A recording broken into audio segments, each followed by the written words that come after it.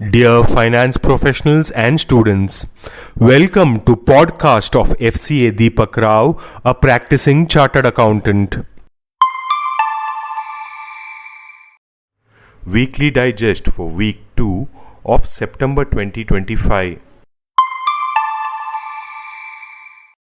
India is accelerating its infrastructure development with a focus on mega projects like bullet trains, shipbuilding yards, and access-controlled highways, aligning with the Viksit Bharat 2047 vision.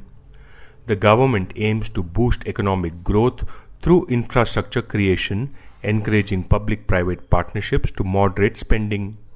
Ministries are directed to expedite project approvals with a high-level committee re-evaluating goals for faster clearances. Vedanta Limited has emerged as the highest bidder for debt-ridden Jai Prakash Associates Limited or JAL, offering a net present value of Rs 12,505 crore. The payment will be staggered with Rs 4,000 crore paid post NCLT approval and the balance over 5 to 6 years. This acquisition complements Vedanta's existing businesses and leverages JAL's assets in power, real estate and mining. The International Financial Services Centres Authority or IFSCA has issued an important circular revising compliance timelines under the IFSCA Capital Market Intermediaries Regulations 2025. Initially, the regulations mandated that all existing capital market intermediaries comply with the revised requirements on or before October 1, 2025 or by any other date specified by the authority. Recognizing the practical challenges faced by intermediaries, the IFSCA has now decided to extend the compliance deadline to December 31, 2025. This extension provides additional time for entities to make necessary adjustments, recruit suitable personnel for key positions, and establish stronger compliance systems without disrupting ongoing operations. Global pharmaceutical giant AstraZeneca announced investments amounting Rs 176 crore on Saturday, September 6th to expand its Global Innovation and Technology Center in Chennai. The investment will be used to grow the company's technology and innovation teams, hiring specialists in advanced fields such as artificial intelligence, data analytics, machine learning, and data science. This marks the company's third major investment in India in the last 2 years.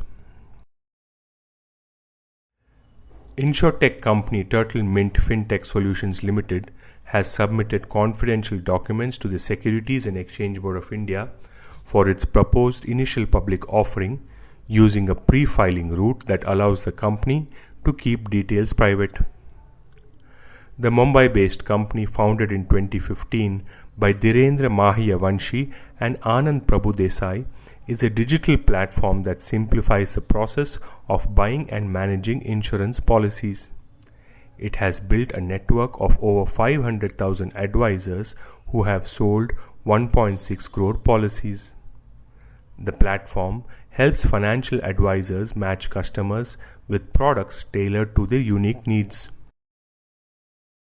Adani Group will invest $60 billion in power by financial year 32, spanning renewables, thermal power and transmission. Plans include scaling renewable capacity to 50 gigawatts, expanding networks to 30,000 kilometers and boosting coal-based baseload supply as India targets 1,000 gigawatts installed capacity by 2032. OpenAI is in discussions with Indian data center companies like Sifi Technologies and Reliance Industries to potentially bring its 500 billion Stargate supercomputing project to India. The Indian government has requested OpenAI to invest a significant portion of the project in India and store Indian user data locally. Gautam Solar is set to invest Rs 4,000 crore in Madhya Pradesh to establish a 5 gigawatt solar cell manufacturing plant, focusing on advanced TOPCon technology. The project, developed in phases, aims to boost domestic solar manufacturing and reduce import reliance. Following Phase 1's completion, the company plans an IPO to fund further expansion into solar wafer manufacturing. India's formal economy is expanding, with record EPFO enrollments driven by young workers as revealed by Quest Corp's report. Female labor force participation is rising, particularly in IT and ITES sectors. Retail, BFSI and telecom are key employment sectors, while states like Madhya Pradesh show strong workforce stability. Policy changes and infrastructure improvements are crucial for sustained growth and inclusivity. Quick commerce firms in India plan to increase temporary staff by up to 60% for the festive season. Redseer estimates quick commerce deliveries will double to 10% of total e-commerce. Flipkart, Amazon, Blinkit, Swiggy Instamart and Zepto are preparing for Diwali. Around 80,000 to 1 lakh workers will be hired. Tier 2 cities are also ramping up fast. To boost production of critical enablers for the EV industry, Vedanta has spent more than Rs 12,500 crore. The investments include capacity expansion across the aluminium smelter, boosting aluminium value-added products, setting up a zinc alloy plant, roaster setup for zinc production, and ferrochrome capacity augmentation. Vedanta's aluminium is also being tested for breakthroughs in crash-resistant alloys and energy storage solutions. A recent survey reveals rising home prices are a major concern for most Indian property seekers, with average residential prices increasing significantly. Dissatisfaction is growing among affordable housing buyers due to location, quality, and size issues. Interestingly, Mumbai's real estate market shows surprising buyer confidence despite high prices, while demand for affordable housing declines. To facilitate ease of doing business, markets regulator SEBI on Tuesday came out with a simplified format for disclosure documents for portfolio managers. The disclosure document has been divided into two sections: static and dynamic. The dynamic section includes the content that undergoes frequent changes, whereas the static section includes disclosures that do not change frequently. The disclosure document is issued by every portfolio manager as a compendium of essential information which enables investors to take well-informed investment decisions.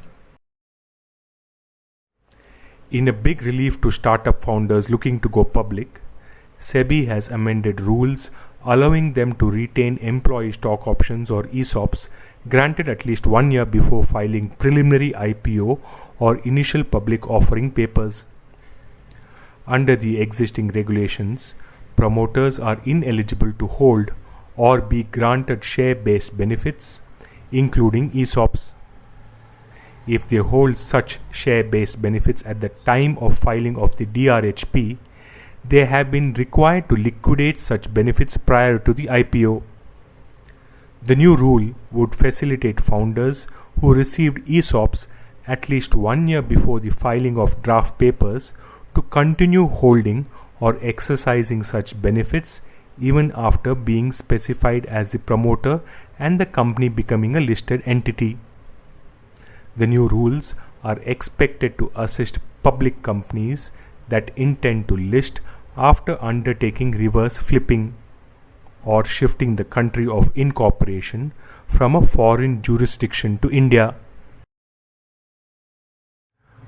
A US metals company has signed a $500 million investment deal with Pakistan to establish a polymetallic refinery.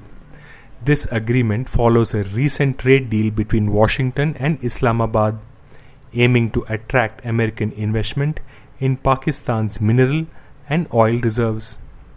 The partnership will immediately begin with the export of minerals like antimony, copper, gold, tungsten, and rare earth elements. A recent report indicates a significant rise in Indian household expenses, average quarterly spending has increased from rupees 42,000 in 2022 to rupees 56,000 in 2025. Urban areas lead in expenses, but rural households also show a sharp increase. Consumers are prioritizing essential items and seeking cheaper alternatives. As professional services firms race to embed AI into their services, PwC India on Tuesday introduced a Gen AI platform, Navigate Tax Hub. The firm said that the tool can now do deep research and analysis of complex tax matters, drafting common tax documents such as legal submissions, tax position papers and SOPs, planning and analyzing business transactions and contracts. The Gujarat International Finance Tech City or GIFT City, situated between Ahmedabad and Gandhinagar, has become a dynamic hub for global capability centers or GCCs in India. Propelled by state government policies, upgraded infrastructure and talented local professionals, GIFT City is home to over 35 GCCs across its 880-acre campus today. These centers have together generated revenues topping $64 billion and attracted over rupees 10,000 crore in investments under Gujarat's policy initiatives. Last month, Edelweiss Mutual Fund and ICICI Prudential Asset Management Company joined the growing list of established GCCs at GIFT City, alongside global names such as Capgemini, Google, Oracle, IBM, Barclays, Bank of America, Deutsche Bank, HSBC, Citigroup, Infineon Technologies, among others. The competition to develop India's next generation fighter jet, the Advanced Multi-Role Combat Aircraft or AMCA, is intensifying. Hindustan Aeronautics Limited or HAL has raised concerns with the Aeronautical Development Agency or ADA regarding the selection criteria for a manufacturing partner, arguing that financial performance terms unfairly disadvantage them. Deloitte LLP has told its staff in India to show up in office at least 2 days a week or risk negative performance reviews, as the Big Four accounting giant starts tightening its pandemic-era flexible work policy. The new rule becomes effective starting October 1st for employees at the firm's 7 offices that help clients or provide back-office support across the South Asian country. The move by Deloitte US comes about a year after rival PricewaterhouseCoopers LLP clamped down on remote working in the UK by telling its staff and partners there to spend at least 3 days a week in office or with clients. Indian banks are set for a significant credit growth. ICRA projects an increase of rupees 19 to 20.5 trillion. This translates to over 10% year-on-year growth. NBFCs are also expected to expand. GST rate cuts and CRR reductions will boost demand. Asset quality stress in retail and MSME sectors is expected to ease. Urban Company's initial public offering was fully subscribed within hours of opening on Wednesday, making it one of the few recent startup listings to draw strong early demand. Retail investors led the rush, bidding for more than 3 times their allotted shares. The retail portion of the IPO was fully subscribed within an hour. The portions reserved for employees and non-institutional investors were also oversubscribed. With an objective to enhance ease of doing business for AIFs, SEBI has amended rules to permit Category 1 and Category 2 AIFs to offer a co-investment facility to accredited investors by launching a separate co-investment scheme or CIV scheme within AIF rules. Market regulator SEBI provided flexibility to alternative investment funds to offer co-investment opportunities to investors within the AIF structure. The move, effective immediately, is aimed at making it easier for AIFs to operate. Co-investment in AIF industry parlance, refers to the offering of the investment opportunity to the investors for additional investment in unlisted securities of an investee company, where an AIF is also making or has made the investment. Such investment opportunities are offered to investors who meet certain objective criteria, such as the size of the minimum commitment and strategic value of the investor, among others. The road is clear for one of the strongest festive seasons for the automobile industry, with sales expected to jump more than 20% over last year on the back of a reduction in the goods and services tax. Dealers across categories have projected volumes of over 5.2 million units in the 42-day period that begins with Navratri on September 22nd and runs until a fortnight after Dhanteras, a significant jump from the 4.28 million units sold in the same stretch last year. Despite China easing rare earth export curbs, critical magnet supplies haven't resumed, impacting Indian automakers and parts suppliers.